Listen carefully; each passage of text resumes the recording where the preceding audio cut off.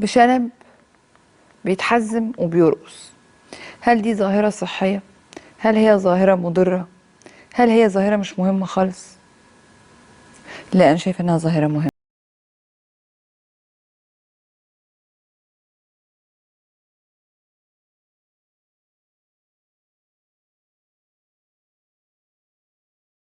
مين ده؟ مين الراجل السكري ده؟ واخد بالك؟ عامل مداخله شتم مش مشكله، اقول الله يسامحه عشان احنا في السنه الجديده، واخد بالك؟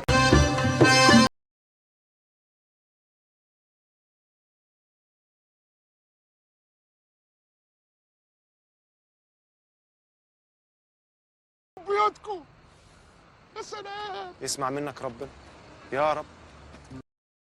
ولسه مخلصناش ومكملين بيكم.